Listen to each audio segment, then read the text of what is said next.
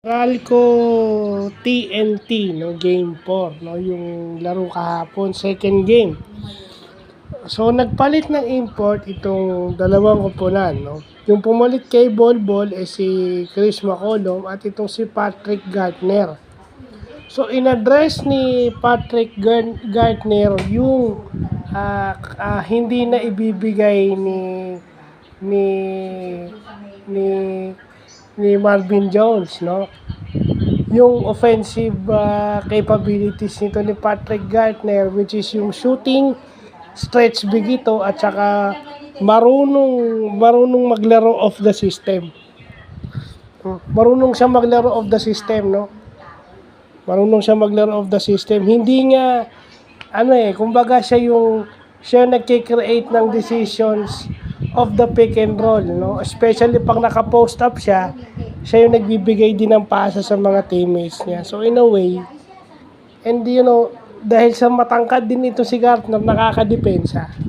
So may ring protection pa rin ito, Tsaka syempre, meron namang local complement. Ayan, hindi na alam bakit hindi nagagamit itong mga baka nga injured and everything, no?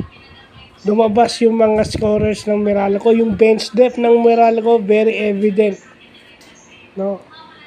Although Jordan Heading is again making waves, naglaro din ito si Chris McCollum, pero kinulang yon defensively, no? Hindi nila napigilan itong late game scoring surge ni CJ Cancino. So, nagiging parte na ito si Cancino ng scouting report sa mga kalaban ng Meralco, pero siguro hindi lang nila napigilan talaga yung late game scoring surge. So, dalawang 4-point shot yung binitawan. So, malaking yun. And aside from Quinto, meron na silang Mocon na maaasahan din. Si Mocon kasi pwedeng 4. No, pwede mong ilagay sa 4, pwede mong ilagay sa 3, no. Pwede ka nang mamili kay Mocon at saka kay Quinto, and even si Bong, pwede mong ilagay sa si Bong na 2 guard, siya yung palitan silang dalawa or sabay. Additional option yun for Meralco.